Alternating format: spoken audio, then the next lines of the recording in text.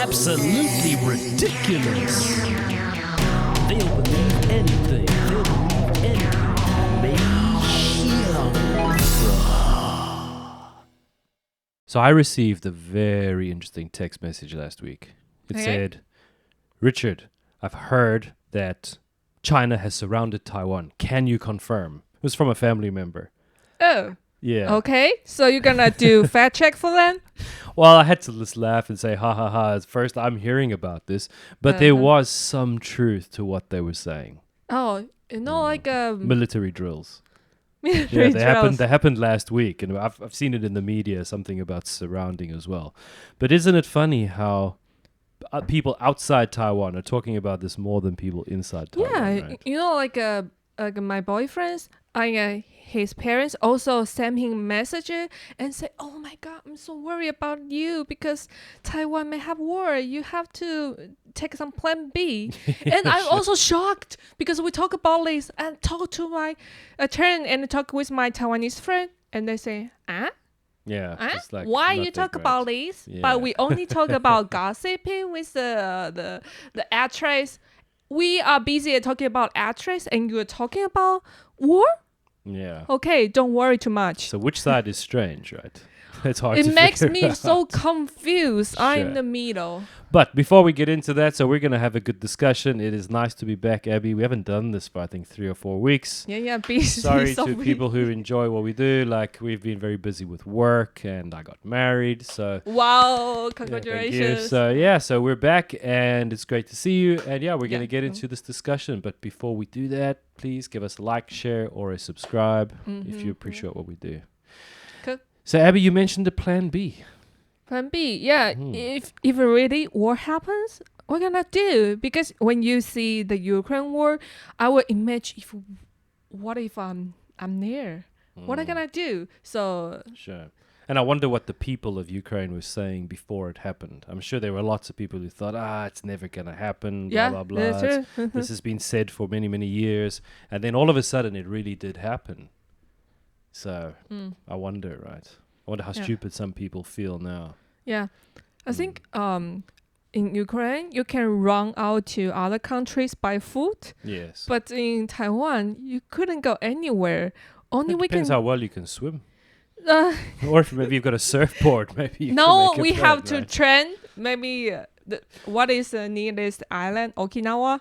Okay, that's a target. Yeah, that's a big swim, that one, right? So what do you think of this idea of a plan B? I think it's very important since I heard those news. Okay. And then you said that your boyfriend's parents are asking him to make a plan B. Yeah. So I think he already have a plan B. So I think what about mine? Sure. Yes, I mean, I get this all the time. So that was one family member who messaged me last week.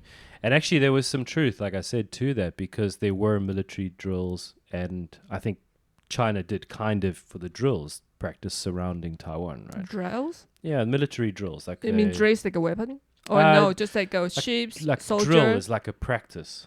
Oh, okay. Yeah, so they do these military drills. Many countries do them. And it happened last week.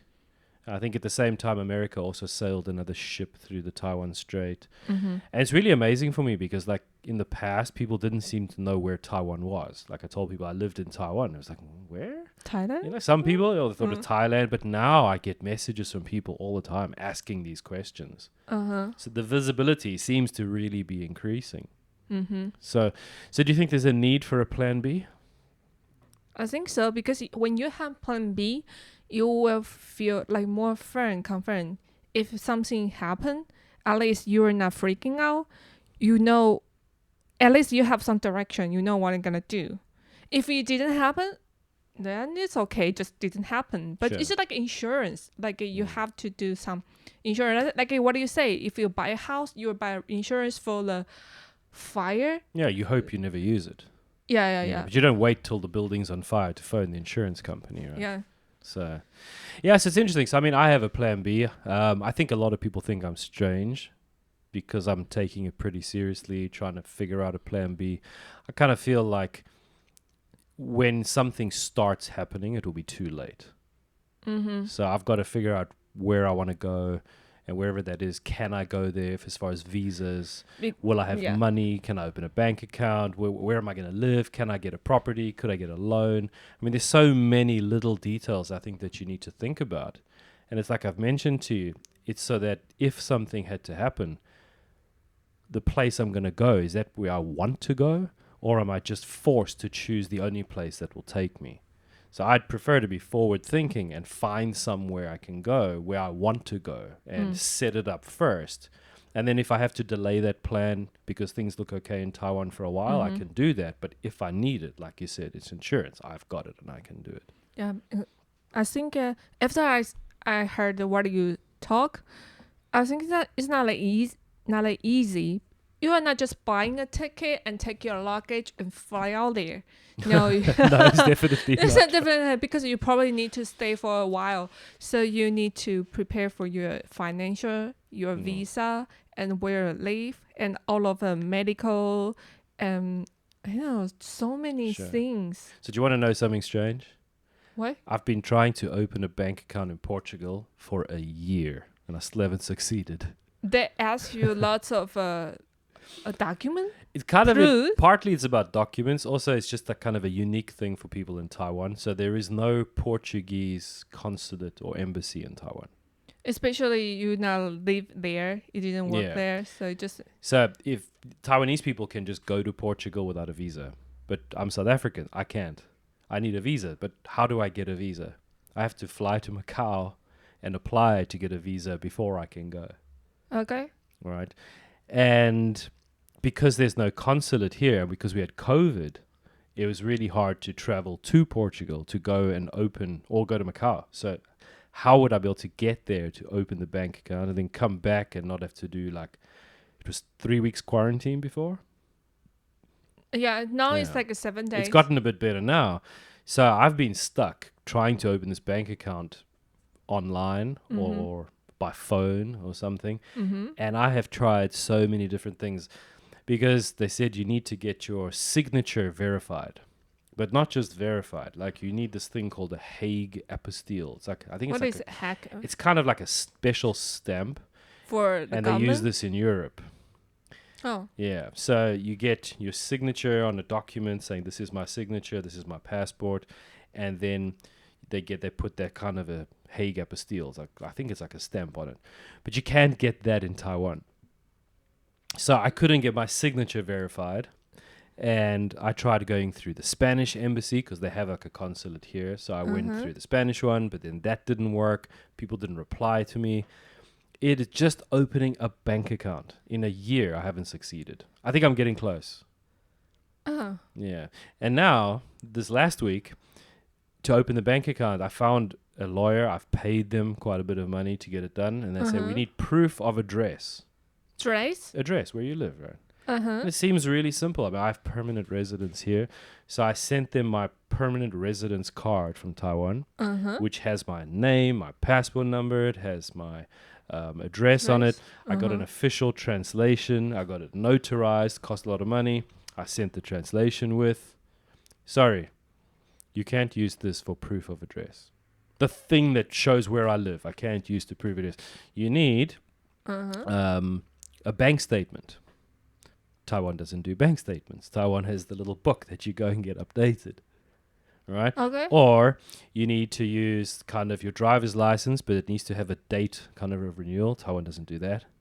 Or you need a utility bill, like a power bill or a water bill. But in Taiwan, when you rent a house, you don't change the name for those bills to your name. It stays in the fandong, the landlord's name. But ID card, passport, No. permanent. Well, but my passport doesn't have my address. Oh, where I yeah, live. passport, no. But the Permanent residence permanent card. residence, No, they no. won't accept it. But I think this is a very good proof. I agree. And even with the translation. So I paid them this money. They They want said, a regular one. we need these 3 documents. So I have sent them those documents. I've sent them all the documents I can find. I keep telling them, listen, man, this doesn't work this way. Then they said, okay, your credit card bill. Most of those are online, but I do get one.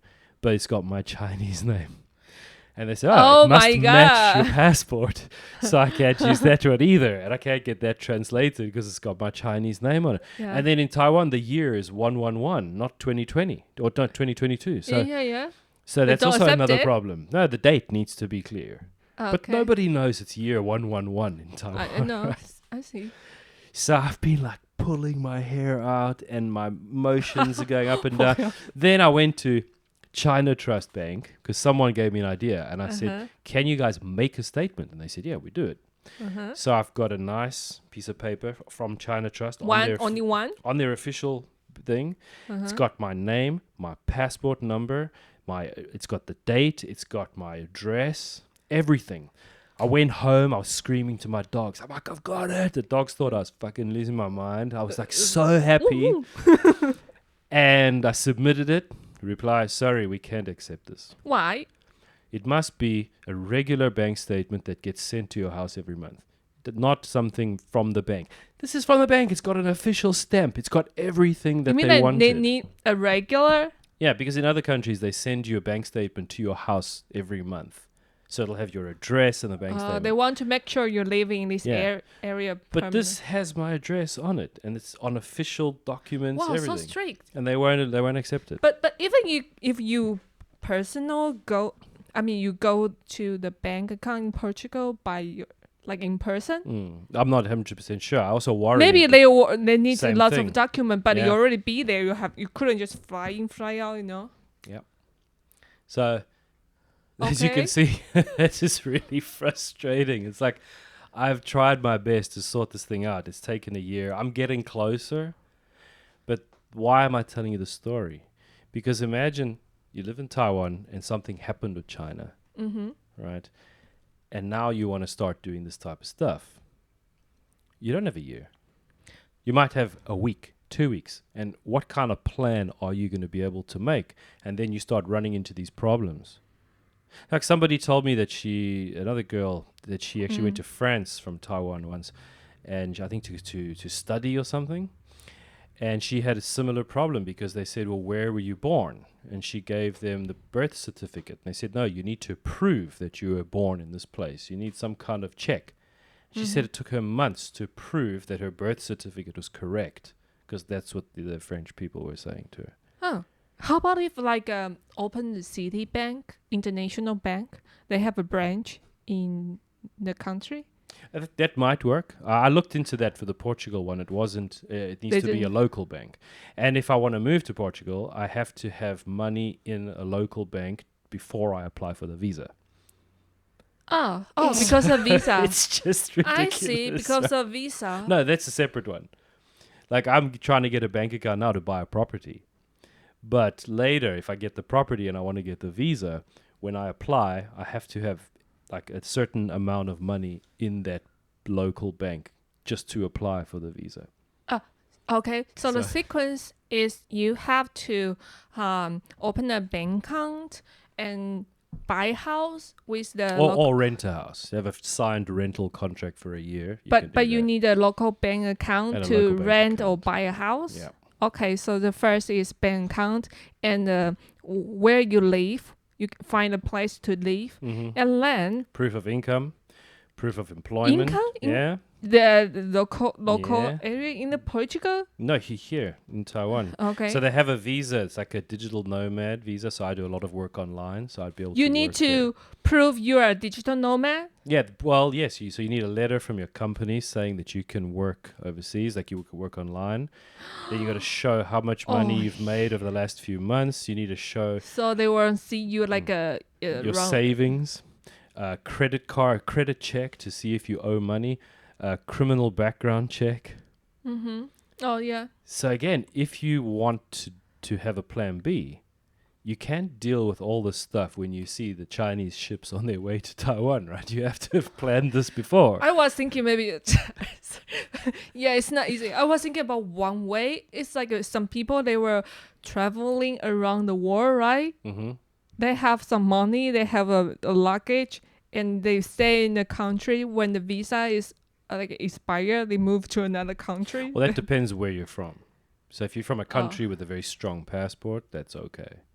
Okay. But so like Taiwanese people can go to Portugal on holiday. You don't need a visa, luckily.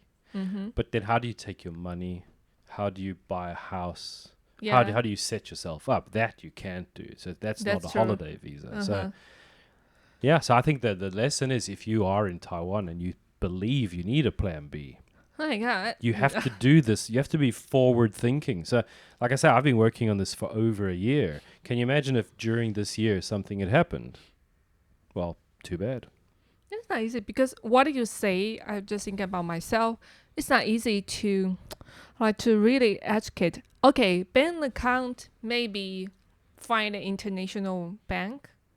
Okay, you can still transfer some money. You can tag it, and the income proof. Because I work in an office in a company, I couldn't be like a digital nomad. Yeah. Yeah, that's probably the one. Well, that's what you have challenge. to check, right? So each country is going to have different rules, different types of visas. So why Portugal? I mean, Portugal has a low requirement. So, like, if you have €500,000, you can get their golden visa, which means you can get a visa. You don't even need to live there, and you can still get the visa, and all sorts of benefits and stuff. So, because you're going to invest that money, but I don't have €500,000, so I'm going to go a different route. So it depends on who you are, how much money you have, and then how you go about organizing that. And then those rules change all the time. So they did the golden visa to attract people to Portugal, but they've done that. And now that a lot of people are coming, the rules change. So now, like before, it was you needed to buy property. Now you can't buy, I think, a property in the 3 major cities. You have to buy outside them. So you've got to be watching and learning. And that's for all these countries. So if you aren't a forward-thinking person, you're never going to win with a plan B. Unless you have a passport from another country and you can go to that country. So for me, if I want to go back home to South Africa, that's easy. That's also if it's really rush. I mean, Yes, I can do that. you can Yeah. you can go back. Yeah, but then for Taiwanese people, you can't do that. So for my wife, she can do it. She can come with me. Yeah, because you're married. So that's the message I'm trying to say to people is if you think something might happen and you are trying to do a plan B, you should start today. Oh, I'm gonna Yeah. pick a country. Pick a I mean, I have like I think I had to like find a country like it's easy to it's friendly to Taiwan and you can open a document. I mean like open a document and where you to live and here. Yeah, people kind of get shocked, right? Like I was telling my wife that I need a visa to go to Portugal. She couldn't believe it. She's like, but Taiwanese people, we just go. And I was like, yeah, different rules for different countries. A lot of people don't realize how the rules can be so different for the different places, right? But anyway, let's change this a little bit. Let's talk about the need for this plan B. Do you think we really need it? Am I like being stupid? Am I like worrying about something that'll never happen? Because I know lots of Taiwanese people think that. They look at this and they say, come on, man, this has been going on for like 70 years. It's never going to happen. Because I've heard about this threat since I was maybe 10 or 12 years old. I already heard about the missiles coming and China threatened all the time because we have another new president. I think about, okay, it's over many decades. And it's like, it's 狼来了. When you say this kind of thing, repeat again, you think, no, they just said it. They won't do it. Besides, lots of Taiwanese think, why they have to attack Taiwan? Because we have TSMC. It's so valuable. Or if they attack Taiwan, it destroy everything. And if they really want to attack, other countries will help us, like America, like Japan. And they also think the Taiwan is in the ocean. So if you want to attack Taiwan, you need to cross the ocean. It's not an easy thing, right? So based on the basic idea, they just don't think it's possible. They don't think it's possible. They even think talking about this is like Sure. like ridiculous. Have you ever heard like as a children's story about the boy who cried wolf? Yeah, this is what I say. Yeah. Right. So, I mean, eventually things can happen, but people kind of get desensitized. They think it won't. But then it also confuses me, right? Because that guy Sun Tzu, right? He wrote that book. And doesn't that make exactly like perfect sense? Like the time you should attack is when nobody's expecting it, when they think you won't do 就是 it. 孙子兵法，攻其不备，就是就 People attack are always them surprised when that I they're like this book. prepared. Yeah. Yeah, when I tell people I've read in Taiwan, I've read this book, they're like, really? You've read that? I'm like, yeah, I read that like 20 years ago, first time, right? Even me, I didn't read it before. You should give it a read, actually. It's a, I it's heard a about very it, short but I book. never heard it. I never read it. In fact, it was one of the books I brought with me when I first came to Taiwan. I've got it here in my house. Okay. Yeah, I don't know why. But, Shock. Okay. but anyway, so let's break those down though, right? I mean, so yes, you heard this when you were a kid. Is anything different now? I think different thing. Yeah. What I feel because at the beginning, I also think it won't happen. You know. Sure, but I mean, what's different from when you were a kid and now? Like, because to analyze the situation, like, will this happen or won't it happen? You know, what's different? I think the difference is like, first is like people, the Xi Jinping, the China president, he want to continue his presidency. Yeah. And because he want to do that, I think he started to do some crazy thing, and he didn't care about the consequence. Like Shanghai. It seems like that's true, right? Because I don't think anybody would have expected what's happening in Shanghai, right? Like Hong Kong and Shanghai, you think, those two countries very valuable. Their economy, they are international cities. Why China want to destroy, right? So it's kind of like any sacrifice is okay for the good of the whole thing, right? Kind of. Yeah. So based on the two examples, I think it can happen some crazy thing, non-logic thing. Maybe I couldn't think like that way. And the second one, you mean like, I think you're referring there to like, would they just bomb Taiwan and destroy everything? Right. Yeah, maybe they would just bomb Taiwan. So if they're willing to do that in Shanghai and in Hong Kong, then they'd probably be willing to do something similar here, even if it meant destroying some and losing some stuff. They don't care. They wouldn't care. Yeah, that makes some sense. Although I don't know what kind of the reason they're gonna bomb, but maybe it just not happen yet. Maybe one day when it's necessary, they're gonna do that. Sure. So, well, I mean, if you think about it, right, like, what would Taiwan do for them? I mean, you said TSMC, sure, but it would also be this massive aircraft carrier in the sea. They could station, they could use the submarine, where Taiwan, the submarines enter and exit to go into the deep water.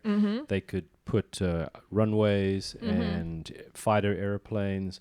They could keep their navy near Taiwan. So, I mean, they could just use Taiwan as this big military base if they wanted to. But before we talk about this, it's not easy to take Taiwan because it's over the ocean. Even they landed Taiwan, but how come they can control those people? Yeah, but we were saying bomb, right? So imagine if you just bombed, and people because scared. I think the assumption is that you'd want to keep the infrastructure. But what happens if that assumption's wrong? They're not worried about keeping the infrastructure. They're right, we'll bomb it, everybody will run away, and then we'll rebuild. Yeah, maybe it's true. We just take the land. We just want a position. We just want a location. Sure, and willing to sacrifice anything, as we. And if like a sacrifice semiconductor, maybe for China it's okay because if they have their own semiconductor, it's now the time for them to rise. So. Yeah. So you kill the enemy. Sure, and you also stop everybody else from getting the chips too, right? And lots of people think, don't worry, America and Japan will help us. But look at Ukraine. America just send more weapon into Ukraine. They don't really help them. They just want to earn money from. Okay, this is my opinion. I think they selling the weapons to Ukraine for money. They get benefits. But in the past, there was a problem between America, Taiwan, and China, right? When Bill Clinton was president. And what did they do? in that time. They sent out the The aircraft carrier. yeah, And I think they also surfaced some of the submarines. So really? Submarines are hidden in the sea. So show off so to try to show it. Yeah, if you've got those submarines that have got the nuclear weapons, no one really knows where they are. Mm-hmm. And all you need to do is just let like 4 or 5 of them go to the surface. Mm-hmm. And then the other countries see them. And they say, oh, wow, you were there.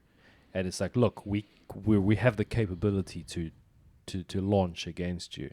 Yeah. Mm-hmm. But would that work now? Because that worked then. But would it work now? I don't think so. Because what's happened since then? I mean, China's been developing these hypersonic, really, really fast missiles. You mean that can destroy aircraft carriers? Too powerful? More powerful? Very, very fast. And when they hit, they would be able to sink an aircraft carrier. So I don't think anybody knows if that technology truly does work. Mm-hmm. But I saw in the news just last week that apparently they've mastered the technology for those missiles to hit a moving ship, a moving target. Mm-hmm. So I think the question was always like, yes, you have this really fast missile, but the aircraft carriers actually move pretty quickly. Mm-hmm. And from the time you shoot the missile, by the time the missile arrives at where you are aiming it, the ship's moved. Oh, I see. But it's very fast. So yeah, but if they have truly figured out how to track a moving ship with those weapons, imagine if they sank one of the U.S. aircraft carriers. I mean, those things are like $11 billion, I think, for one. Mm-hmm. And I think there are like 2,000 or 3,000 sailors on board each one. Mm-hmm. So America would have to respond. But how would you respond? Send more aircraft carriers and let them get sunk? No way. No, so you don't. So if that technology worked, you could almost create like a barrier. And you say, listen, if your ships get within that range, they're in danger of being sunk by these missiles. And a missile is way cheaper than an aircraft carrier. Okay. So you could, if you were China, develop lots and lots of those, missiles. Oh. And then you say, right, so you've got the advantage. You have this big, shiny, very expensive, state-of-the-art aircraft carrier. But if they can show that they can defeat that and keep the aircraft carriers at a far distance, then even if they launch their planes, the planes have to travel further to get to Taiwan. Once they get to Taiwan, they don't have that much fuel left. Yeah. And then how much time would they have around Taiwan to fight against the Chinese planes? Mm-hmm. So if that technology worked, they might be able to keep America far away. Oh. And then what? Then how does Taiwan handle China? Because I think the whole thing I've always heard is that it would be to stall China for long enough for America to arrive and help. Yes. But what happens if America can't come and help? Mm-hmm. So I know they probably have some equipment on land. It will shoot out the missile, anti-missile. Also shoot out the airplane. Yeah.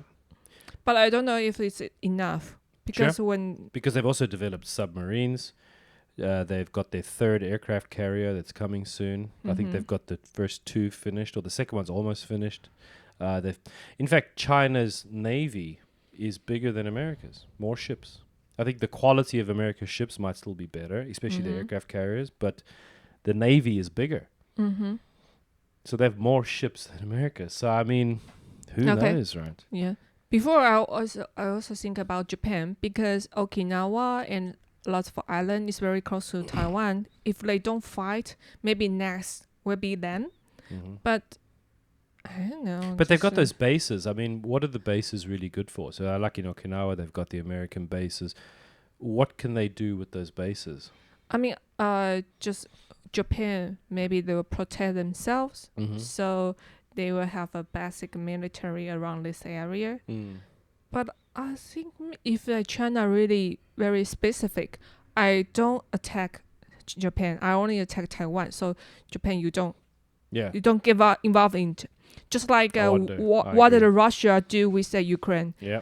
They just very close to Ukraine, but they don't touch other countries. Yeah. So it's like you don't touch me. Sure. Or you will be next one. I 100% agree with you on this one. And like they've been saying, it's like, threatening nuclear nuclear war. So China's got nuclear weapons. So if they said, listen, this is an internal thing, the thing they always say, stay out of this, or we'll use nuclear weapons, would Japan, what would Japan do? And then I saw last week, this week, America and Japan made a little bit of like some kind of an agreement agreeing to counter China. But once it really happens, I wonder. I mean, Japan's got that problem with the demographics, right? How many young people are they willing to sacrifice? No. And I think some people will say, okay, Taiwan people hate China, we can fight. But honestly, I think Taiwanese people, they are very good at keyboard fighting. Keyboard fighting, keyboard warriors. Keyboard warriors. But if you really want them to carry on the weapons and fight, I don't know. I mean, do you know anybody who's gone to the training, the military training in Taiwan? Yeah, they would do some training. But what I heard, because most of my friends, they just went to the military for 3 months. I've heard some people even less than that. Yeah, maybe they go 替代役 or 1 month. No, 替代役. Anyway, I don't know the specific, but I heard like 1 month, 3 months, and maybe 1 year. That's it. Yeah. Well, I mean, it's just like the people that you know, do you feel like they would be efficient at fighting? Not really. Even for the expert, I mean, for the soldiers, because their system is very corrupt. Maybe they have a good chance. Is it really corrupt? What I heard, because they have some young people die in the camp, like a military camp. Okay. They will cover it. It will use another. Oh, they cover it up. Wow. Cover up, and they probably have some. I don't know. They have a lot of 贿赂. How to say that? They can use money to buy. Oh, bribe. Yeah. Okay. Oh, yeah. I see. So, yeah, I think I'm not saying they are not professional. I mean, lots of soldiers, they are really I'm sure there's some powerful. of them are pretty good, yeah. But and like some of the American soldiers are here in Taiwan training some people, yeah, right? So I think those are pretty good. I think maybe some soldiers, they are training very well. They have a power. They are willing to fight because it's underground. So we didn't know. But I just see what's the image sent to the citizens like me. Yeah. So I think the system is a little bit corrupt. So I don't know if they really fight very efficient, or they have some. Maybe they have some fight with each other internally. Yeah. Yeah, I mean, I don't know. All I can speak for is the people that I know. And I think it's not just the thing in Taiwan, just generally in the world. Like, people have gotten pretty complacent and life is very convenient, very comfortable. So when you live like that, it's hard to, it's like, imagine just taking a person who lives in the city and say, go live on a farm. I mean, I don't know if you've ever dug a hole with a spade. Have you ever done that? Like I live in the city, man. This describes me too. My hands are so nice and soft. They're no calluses. If I went to dig a hole now, for the next week, I wouldn't be able to use my hands because I've done this before. It happened. I have a bad memory where I like really, really hurt and got these crazy blisters and the skin peeling off, and I could hardly use my hands. So hey, I know. I have said before I met my boyfriend, I even don't know how to make fire in the wild. Sure. I even don't like a pee or poo. No, I pee, but I didn't poo outside because sometimes if you are in the wild, you mean like dig a hole? Yeah, in the pool. Really, you've done this recently? But I don't have a dig a really like a huge hole. It's just like a simple one. I like the sharing. No, but I think that's one of a living skill. So you've been having an education recently. Education, cook. Sure. Maybe next time I will learn how to catch a fish. Okay, so let's get back to it though. So we've said, like, do we need a plan B? And we've talked about that's not an easy thing to do. And then we also looked at the current state of things with China. What about the pressure that's being put on China, like poking the bear? Like, how much is that happening? Because for me, I've seen a lot of that. I Well, think I a don't know what lot. your I opinion think is. America is trying to poke China since last year. They poke very hard. Yeah. Like recently, I saw a group of countries try to help Taiwan become part of the WHO, the World Health Association. But I don't think it worked. And the deal with Japan and sailing the ships through the strait. I mean, a lot of things seem to be happening. They really seem to be pushing. I mean, we've got American soldiers on Taiwan, which I know China had like a red line with that, training people. Also, some of the US politicians have come to Taiwan for visits. A lot of stuff, right? Like, I mean, if you just take zoom out a little bit and look at all these things, you see like a lot of provocation. Yeah, that's one thing I think it's different from before, because we have this kind of threat for maybe 20, 30 years, but all of a sudden now everyone say, we're gonna protect Taiwan because you're a democracy country. Yeah. Why now? Yeah, something happened, something changed. I don't know. I don't see it. But why all of Western countries say, we are here, Taiwan, don't worry. Yeah, because now it's in their interest, right? That would be why. Interest. Yeah, because before it was in their interest, and then it kind of dropped and it wasn't really in their interest for a while, and they stopped selling weapons to Taiwan, but now all of a sudden they're selling weapons again. So because before, like, they were trying to welcome China into the global economy and stuff, and then when they did that, well, then they stopped sending weapons to Taiwan and everything. No. But now it seems like all of this Russia, Ukraine, America, China, it seems like we're already in a war. It's more like a war of systems. Which economic system is going to survive and lead the world later? So when you think about it in that way, and you look at if that's what's happening now, what is the chance that China's going to look at this as an opportunity to do something? So for me, it's like, I'm with you. Like, I'm not sure. But the question I ask people often is, what percentage would it be? Like, would you think that China's going to attack at some point? What percentage would worry you, which would make you leave? Because for me, if it got to 50-50, you should leave.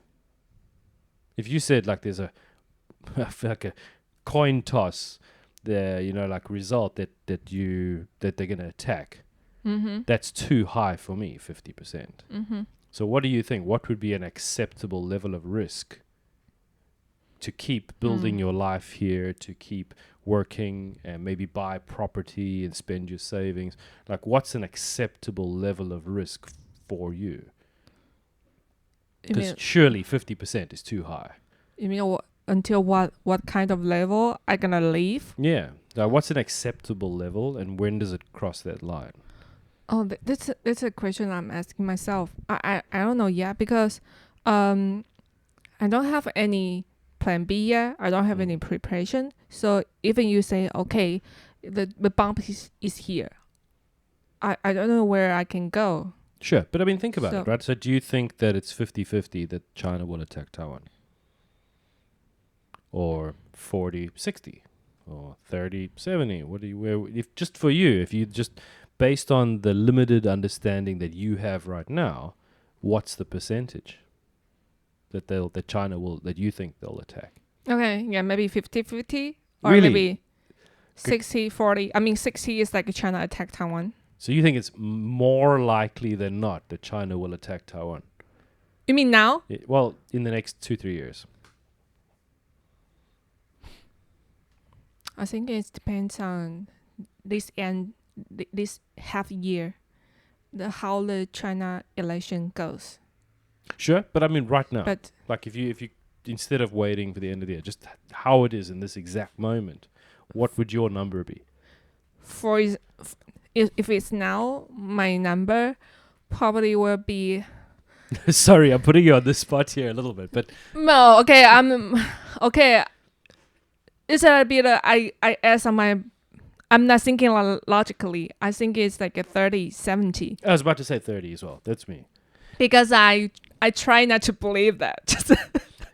I don't want to believe that. So I try to think more like benefits for me. I mean, they won't attack Taiwan. I try to think them more. Sure. I try not to search all the information, right?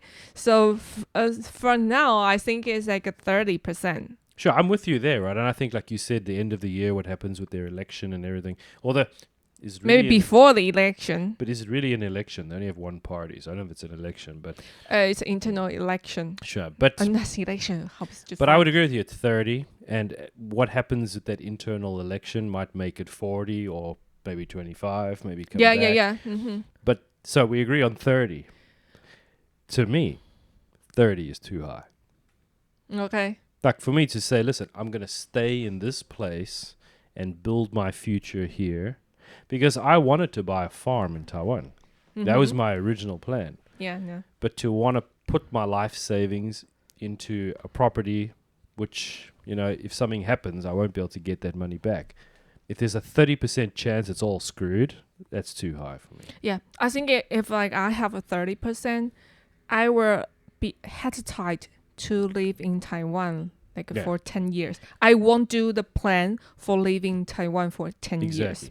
That's why I'm doing a plan B. So we're on the same page, actually, then. I think it's time to think about a little bit, I don't know, a way to live in other countries. Mm-hmm. Exactly what I'm currently doing. Yeah, you are way more forward, but I think for me, just got to think about it, right? Because it's not only about myself, but also about my family member. It's hard. Like if they choose to stay, so what if I gonna do? Are you gonna be with you, or gonna run away? Oh, if I run away on my own, just. Do you know what the thing is though? Is you talk about are people gonna stay? I hear that from a lot of people, but look at Ukraine. Oh. If the shit really hits the fan, all the people who say, I'd stay. Yeah, I want to see that happen. I think in that situation there, once it really happens, people will do whatever they can. And in that situation, if you've secured somewhere, like let's say, going back to Portugal, because I know about that, if you do get the visa to live there, your parents can come. They can get a visa. Oh, really? Yeah. Now, in that moment, when the shit hopefully never happens, but if it does hit the fan, the people who said, I'll stay, are not going to be saying that. And when you can extend your hand and say, listen, come, I got you. Okay. You're going to be a hero. So, I mean, okay, I think I gotta check the rule. Because if Taiwanese, they don't have visa to be in Portugal. No, I mean, so if you get the some a resident visa, like I have a permanent residence in Taiwan. If you get that in Portugal, your parents can come. Okay. Yeah. Okay. No, I know this because I've been going through it. I see. That's the deal that they kind of have. Okay. All right. Yeah. So bank account and check the. So you're making the check. No, very good. So you need some take out. You need some list to take out. Okay, try to open a bank account. Well, list is the right one. You've got to do the research. You've got to figure out that list.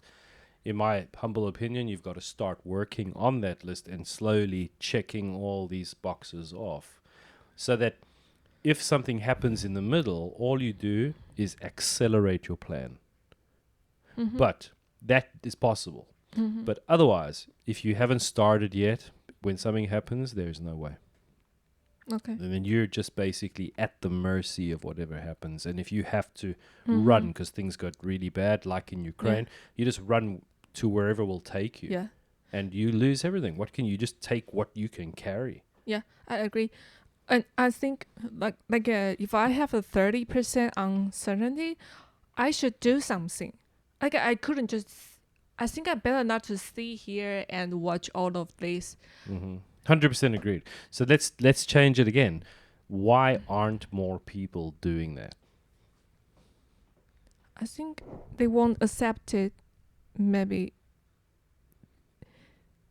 because it's so much effort. And if you accept it, it means you have to face your fear. I like that. That makes a lot of sense. Because when the first time, I really think it might happen and really freak me out. Yeah. At that moment, I couldn't sleep. Mm-hmm. Maybe for a few days. I said, what I gonna do? After and I took some action, it makes me feel better. So That's very true. That really does. Once you start moving towards a plan, even if you've just taken one or two little steps, you feel way better. You feel a lot more in control. yeah. So, but I think the first time you have to face the fear, and even you don't know if the fear is true or not. You just think, if I don't face it, I don't have to worry about this. I have other things, way more important things that I have to deal with. Why I have to increase one more like a trouble? Maybe it is not trouble, but just like a protection mechanism that people have. They don't want to face something, so then they just focus on something else. Maybe this is just something humans do, because people really don't seem to learn from history. We have those expressions. We say, if you don't learn from history, you're doomed to repeat it, blah, blah, blah. There are lots of sayings like that. But when you watch people keep making those same mistakes. Yeah. So I think, it's important to see. And I talk to a lot of people about this. And it's really, really hard to make people, because you kind of feel like Noah again. You're saying, the rain's going to come. You're like, oh, shut up, man. like, don't make me think about that. But 30%, everything you've worked for, everything you've built could be taken away. Surely, if I said to somebody, there's a 30% chance your house is going to burn down in a fire, they would go the next day and buy 30% insurance. is so high. Yeah, they buy insurance. But it's like, you have 30% to get cancer. yeah. What did you show the other day? They're vaccinating kids for 0.0006% chance of something or happening. maybe the kids die from the COVID-19. It's like a 0.0000%, and lots of people already freak out. Yeah, I don't need vaccines. So why? Yeah, and you've got to think. I can't see anybody saying to me that it's less than 10%. We're going at 30, but I don't know how anybody would justify an argument saying it's less than 10. So it's strange to see how people react to different levels of things, right? So you got COVID, which, as we said, 0. Blah, blah, blah. And now you got something that must be at least 10, but people are like, fuck that, man. I don't want to see. I think it's a best experience because we live on this island for many years, and you heard about it since you're a child. So you already get used to it. It's like an earthquake. Every time earthquake, you go, okay, another one. But if some foreigners, that's the first time in Taiwan, they go, oh my God, what happened? Yeah, that happened that's to a me. feeling, right? Yeah, so anyway, I hope that people found that useful. Plan B, right? It's insurance. I don't get it as well, because Taiwanese people love insurance. Like, everybody I know has got insurance. People get insurance for everything. But this one thing, I don't see people making a plan. No, because if you buy insurance, it's very easy. You just put money and the people will try to get everything for you. But if you do this thing, you have to do the own research by yourself. There's no guideline. So well, I disagree there as well, because really? People go traveling. And to travel, you got to do all this research. And I know lots of Taiwanese people who go and travel, who read blogs and find out stuff. And they can tell you, I once went on holiday with some people, and the girl took us to a whole lot of places that she'd researched, like a little fish market, this. So I have seen people when they want to. No, because there's a lot. All of that, right? No, it's different because there's already lots of information. Lots of Taiwanese already do this thing. So they have a blog, they have reviews. It's easy to find it. But now if you say immigrant to other countries, the information is not that much. Maybe I don't know. We need to check that, because I'm sure a lot of people have actually done that, right? Too much. But there is less, because I've had my wife searching recently, so it's not as easy to find. Maybe I'm wrong, because there's a lot of immigration company try to help people to immigrate to Canada, Australia. I think that you were maybe correct I could do more. this. Yeah, you were correct more before. People just don't want to look at it. Because looking at it, I think, will create a feeling of fear, maybe uncertainty, and I think people just don't like feeling that way. So, maybe. But I would I encourage agree. everybody to think about what we've said today and actually just look into some form of plan B. Because, whenever bad things happen, like stock market crashes or wars or whatever, not everybody's impacted badly. Some people come through those things and they come out better. But I think it's a very small percentage of people. It's the people who were awake, who are watching, who made the plans. And they managed to get out.